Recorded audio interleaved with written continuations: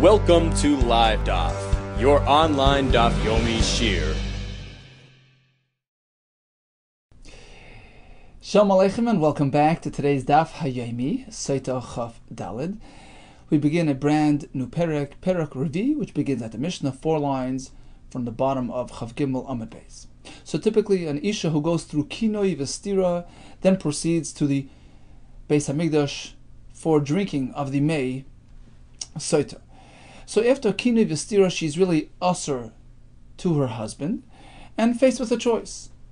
Either she just leaves the marriage and forfeits her ksuba payments, or they proceed to the Beis HaMikdash to verify her status. Now in our Mishnah, we're going to have a long list of exceptions to this rule. Situations where, in fact, the Isha went through Kinoi, went through Stira, and she is usher, but she has no option to drink for whatever reason. There's no husband around. She's not really married. She's just engaged, etc., etc. So she's usher to be with him, but she cannot have the option of drinking, and therefore she leaves without getting the ksuba payments. Says the Mishnah, Arusa. You have an Isha who's merely engaged after Kiddushin, right? Not like today's engagement, a real Kiddushin, which makes her somewhat connected to him. She's considered an Eshes Ish with respect to Arayis, but she's not really yet under his watch. So the Arus, the Chasam, did Kinoi and she did Stira. So that's the case of Arusa. Vishemeres Yavam, that's a similar case. Her husband passed away without kids. Brother, the Yavam, is waiting to do Yivam. So the Shemeres Yavam is an Isha who's awaiting Yivam. It's like an engagement period. And there was Kinoi Vestira. In both these situations, there's no drinking. Lo Yishay says there's no drinking. As we're going to see in the Gemara, it's based on a pasuk. Drinking is only applied when there is a husband involved, as opposed to a case of Arusa and Shemeres Yavam. V'lo noitles ksuva, but at the same time, they lost their ksuba. She's usher on him, and she leaves the relationship without getting a ksuba. How do we know that it needs to be a married woman? Shenemar asher tiste tachas isha.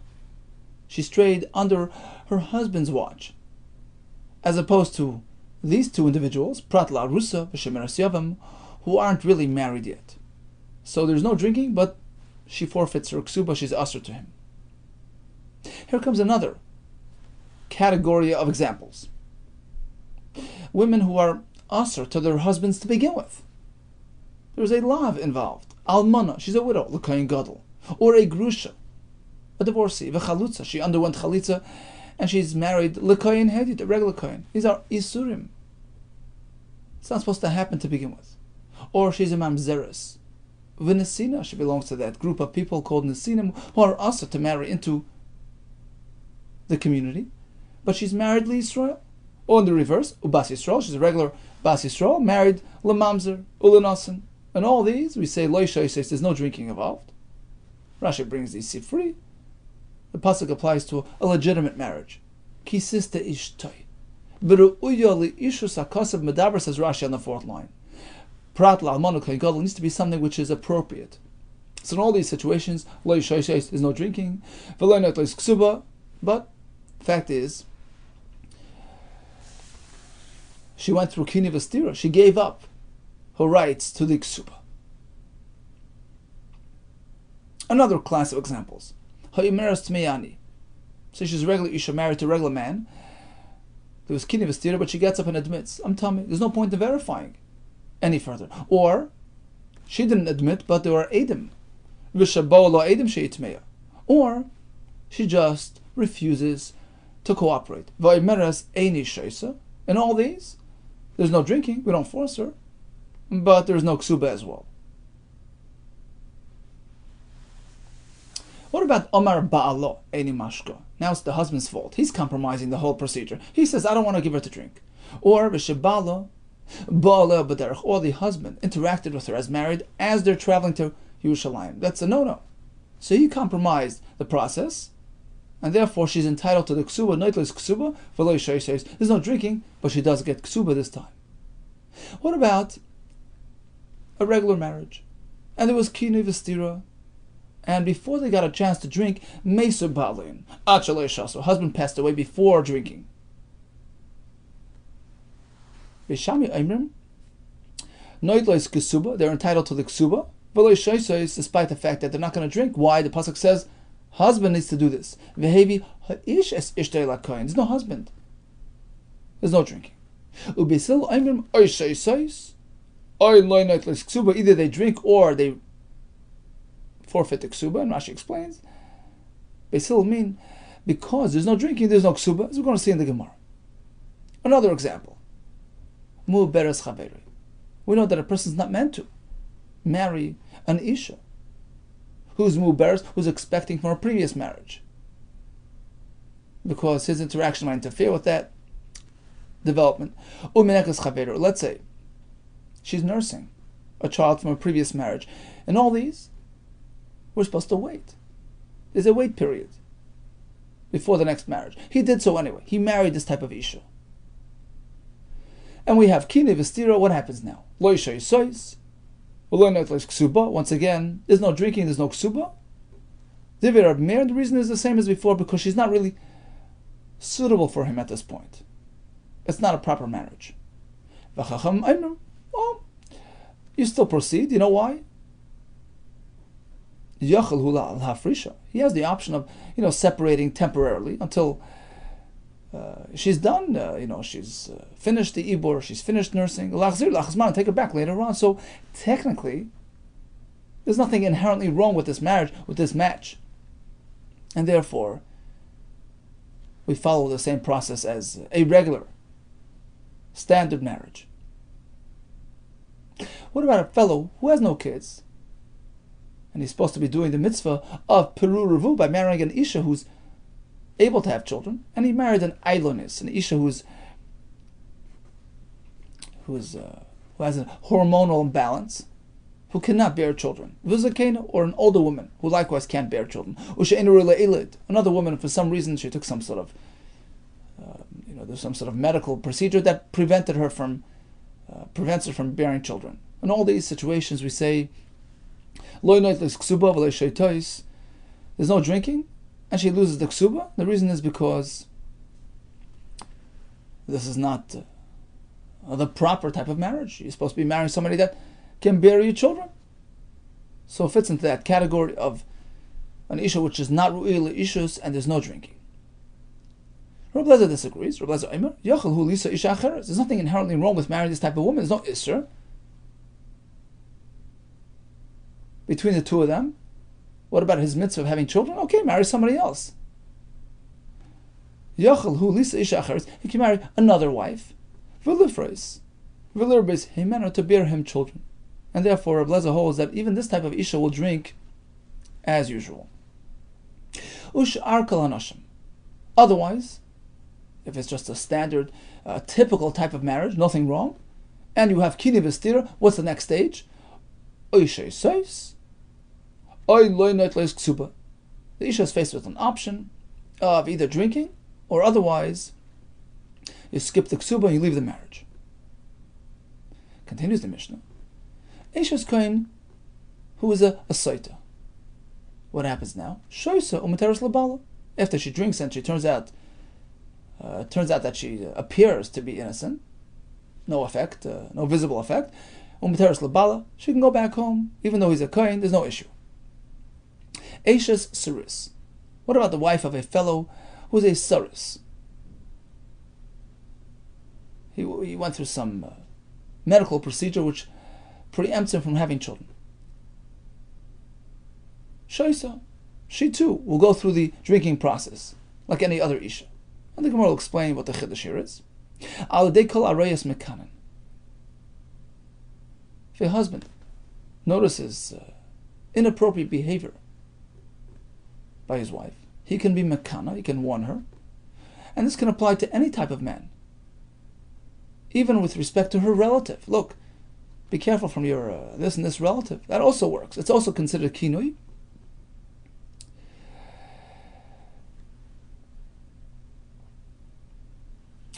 chutz min hakatan.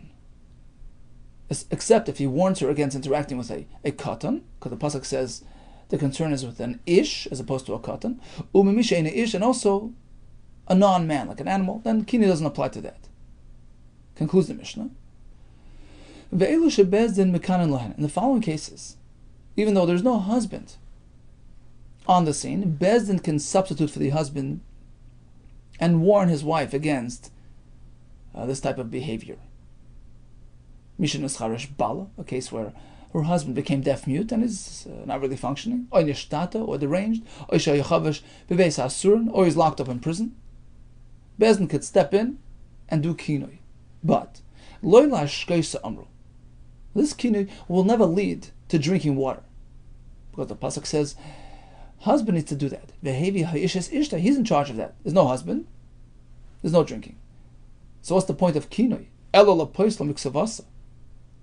The point is that if she violates, she disregards, then she'll leave the marriage without a ksuba. That's the point.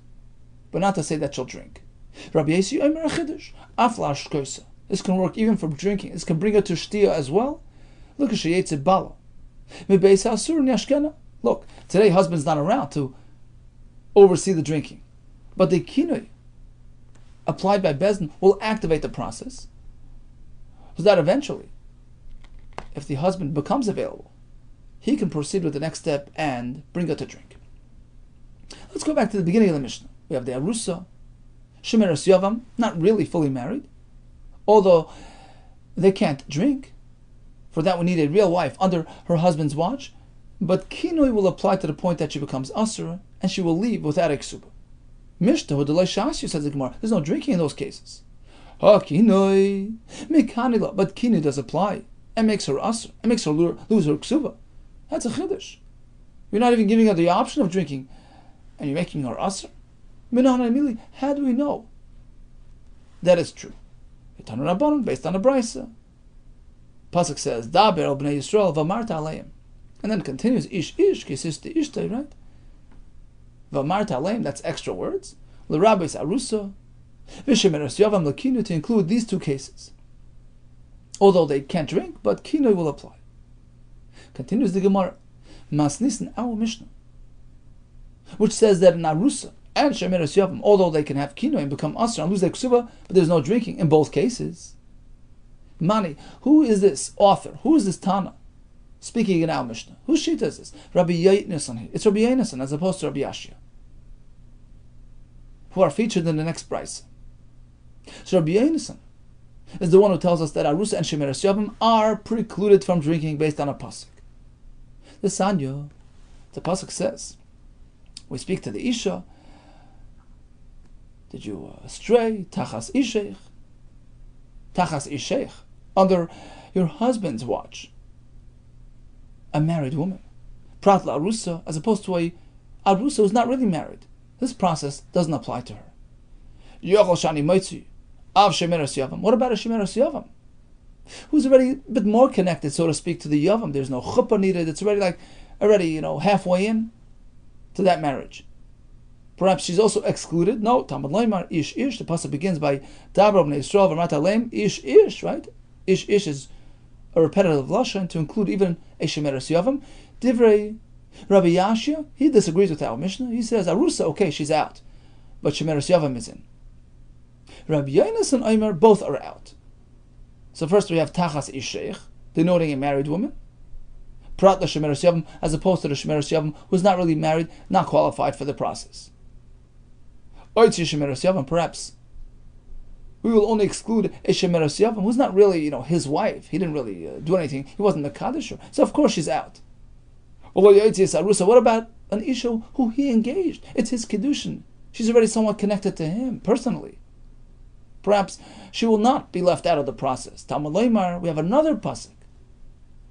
Pasuk at the end of the Parshas SOTAH, Zoyis Toras Aknois, Asher Tiste Isha, Tachas Isha v'nitma. Tachas Isha, under her husband's watch. Part Arusa, as opposed to an Arusa who's left out of the process. So according to Rabbi Yehuda, both Arusa and Shemeres Yavam are left out, in line with our Mishnah. Now, interesting that, Rabbi Yashia starts with saying, I'm going to exclude the Arusa. But a Shemeres Yavam, no, not her. Because the Shemeres Yavam is somewhat more connected to the future husband than the Arusa is. And that's why he chooses to exclude the Arusa first, but when it comes to Shemeres Yavam, we'll leave her in. So he considers the Shemeres Yavam to be more connected than the Arusa, as opposed to Rabbi Yehuda. He goes the other way. His starting point is, we have one pasuk to exclude. Who's it going to be? Shemeres Yavam. She's out. What about the Arusa? Maybe she's not really excluded because she's somewhat more connected. Oh, we have another pasuk for that. Rabbi Yehuda considers the Arusa more connected than a Shemeres Yavam. Explains the Gemara. Mar alim alei Arusa. It's true. Rabbi Yehuda considers Arusa to be stronger than a Shemeres Yavam. The Kedusha de Day. Because after all, how did she become an Arusa? Because he engaged her. It's personal. Not only that, if she in fact does nus during the Arusa period, there's skila. Right? Because of this Arus that's already engaged to her. So Arusa is already somehow connected halfway in. As opposed to the Shemeres Yavam. It's not it's my brother, It's there's no skila if she does nus. So it's more distant. Umar, as opposed to Rabbi Yasha, he goes the other way. Alim le Shemeres Yavam. To him, a Shemeres Yavam was more preferred than the Arusa. Because an Arusa needs to first go through the Chuppah period. Shemeres Yavam doesn't need that. Rashi brings down any interaction as married triggers activates the Yibum, even if it's his nus. So she's already somewhat more connected to the Yavam than the Arusa is to the Arus, and therefore he preferred that. Okay, bottom line is, we have machlekes regarding Arusa and Shemeres Yavam and their ability to drink if they are SOTAHs. Rabbi Yehuda says, nobody. And that's in line with our Mishnah. And it's based on one pasuk and another pasuk. Whereas Rabbi Yashia says, okay, we'll exclude the Arusa because of the pasuk Tachas Isheich, but the Shemeres Yavam will leave her in because of Ish. Continues the Gemara. Rabbi Yehuda, Hay Ish Ma Yaved Lei. Now, Rabbi Yashia applied the pasuk Ish to include the Shemeres Yavam, right? Rabbi Yehuda, who excluded everybody, what does he do with Ish? He includes it, he uses it for something else. To include a situation where we have an Isha married to a Cherish who's not capable of handling the situation. Bezdin will take over, like we learned in the Mishnah. Isha Shoita, the arranged husband. Isha Shemam, a wife of a fellow who's emotionally disturbed. He's unable to involve himself, and Bezdin will take care of that. And that's long term Ish. Now, Rabbi Yashia, who only excluded the Arusa but included the Shemeres Yavam. So Rabbi Yehuda had two psukim, right? He had Ashatiste Isha Tachas Isha, that's for the Arusa, and Tachas Isha to exclude the Shemeres Yavam. But according to Rabbi Yashia, you only excluded the Arusa, so what does he do with the other pasuk? Rabbi Yashia, Hay Tachas Isha, what does he do with that pasuk? Ma'yaved le mibayle. That's for another halacha lahakish Isha leisha, Isha leish, to connect the man to the woman, as we're going to see later on. The Gemara both have to behave properly in order for the water to work. We'll see later in the Gemara. Now we have an interesting question coming up. So we say that the Mishnah is Rabbi Yehuda. We have psukim to exclude Arusa and Shemeres Yavam. Elo Tama d'Ksivi Hanikroy. The reason why we exclude the Arusa and Shemeres Yavam is as a result of these psukim, right? Halav hachi, but apparently otherwise, if not for the psukim, Havamina Arusa Shasi, I would say an Arusa drinks. Question. We have another technicality that gets in our way. That would not allow the Arusa to drink. Forget about the pasuk, the drasha. She's not eligible for drinking. You know why? When Rabbi Acha came Midarema from the south, also he came, and he presented a brisa as follows. The pasuk says, we tell the Isha, did you get involved with another man aside from your husband? And that teaches us like this. She had to have had interacted with her husband as married prior to this episode. He had to come first. So we tell her, did you get involved with that man aside from having involved with your husband? Mishakad mashchivas Baal. There needs to first have been an interaction with her husband, a legitimate interaction with her husband, lebayil, before this purported interaction with the other fellow, the bayil, the suspect. That's the way it has to work. V'loi shakad mashchivas bayil Baal, as opposed to a situation where her purported interaction with this bayil came prior to any potential interaction with her husband. Now, an arusa is presumed to have not interacted with her future husband as married, in which case it preempts the whole process. Without a pasuk, it doesn't work. It doesn't get off the ground. Why do we need a pasuk if the whole thing is not really eligible for drinking? Amar Rabbi Bar Chama, I'll give you the answer. You know how it could work? Very simple.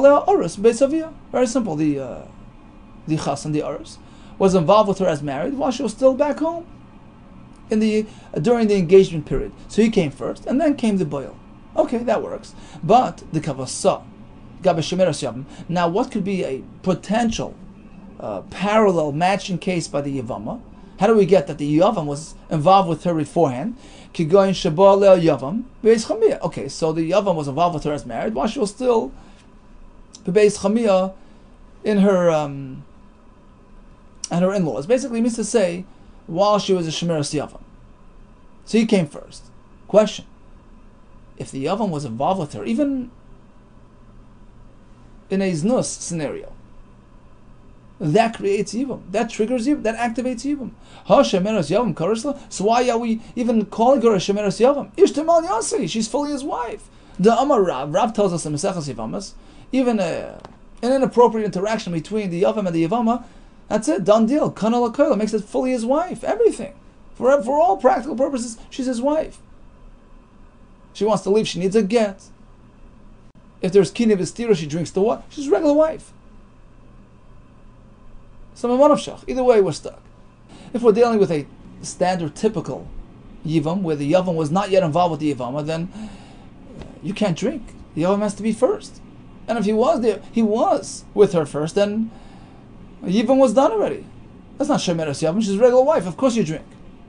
And so the Gemara Shmuel, we're following Shita Shmuel, the Amar who holds that when there is an inappropriate interaction as married between the yavam and the yavama, not for the sake of kinyan, so then loikana el dvarim hamur meparsha. It doesn't really activate a proper yivam. It's only a partial yivam. It only works for the things that are mentioned in Parshas Yivam over there. That if she wants to leave with a get, she has to leave with a get. He inherits his brother's, etc. It's a local, a limited type of a kinyan, but she's not really his full wife with respect to the halachas of SOTAH, etc. Okay, so that answers our question. The question was, why are we even suggesting that an arusa or shemeras yavam can drink the mei SOTAH? The halacha is husband has to have interacted with her first. So by the aris we said very simple. There was an interaction beforehand during the engagement period, and by the yavam as well. We're going with Shmuel that even an improper interaction does something, but not a full kinyan, and therefore she's still technically considered shemeras yavam. So on the one hand, she really should be eligible for drinking because he was there first. It was kad mashchivas Baal boil, but since we have the pasuk, right, the Rabbi Yonason's pasuk, we exclude the shemeras yavam from drinking. Continues the Gemara.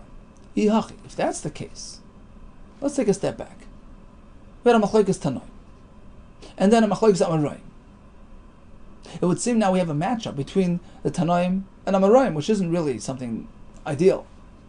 The Amoraim are discussing the same as the Tanoim. Why? Because we had a shaila. Is the shemeras yavam going to drink? Rabbi Yashi says yes.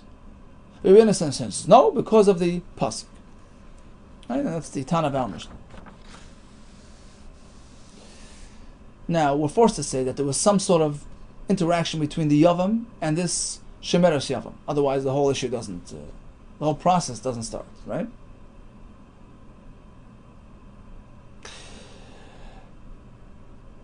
Now, we have machlokes Rav and Shmuel.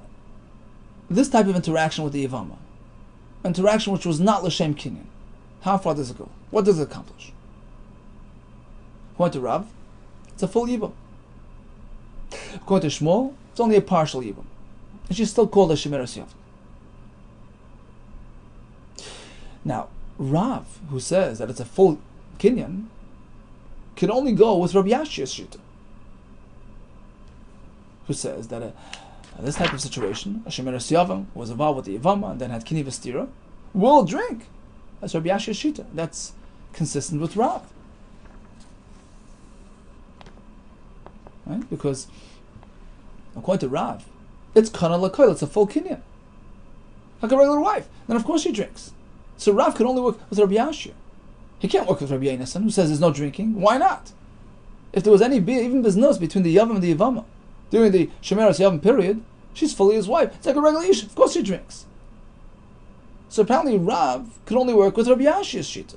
Lema, shall we say, Rav, who says that he be a business between the Yavam and the Shemeres Yavam creates a full Kinyan. Du'amak Rabbi Yashia will fall in line with Rabbi Yashia that there is drinking in this case. Shmuel, as opposed to Shmuel, who says this type of interaction between the Yavam and the Yavama does not create a full Kinyan. And she's still considered Shemeres Yavam. And therefore it makes sense that she's not going to drink. Du'amak Rabbi Yehuda is following Rabbi Yehuda's Shita, who says, in fact, there's no drinking in the case of Shemeres Yavam. So Rav is like a Yashia, and Shmuel is like a Rabbi Yehuda. Hard to believe. Because then Rav is disagreeing with the Tana, and likewise Shmuel. We try to avoid this type of setup. Says the Gemara, you're right. We can work it out and reconcile all the Shittas. Amalach Rav. Rav will tell us like this. You know what? Ana da Amri, I feel Rabbi Yehuda. I can go even with Rabbi Yehuda. Even Rabbi Yehuda, who says there's no drinking, it can work. It can work according to me as well. Even though I hold that this type of interaction between the Yavam and the Yavama creates a full Kinyan, but there's a pasuk which says no drinking. It's a special pasuk. Midi isra krola mu'uta. It's the opposite. The very fact that we need a pasuk, the pasuk of Tachas Ishech, to say, well, limuta, we exclude the Shemeres Yavam from drinking. Michlal de ishtem al yasi. What does that tell us about the Shemeres Yavam? That otherwise we would consider her as his full wife. Regarding other things, she's fully his wife. That's fully consistent with my Shita, says Rav. She's fully his wife.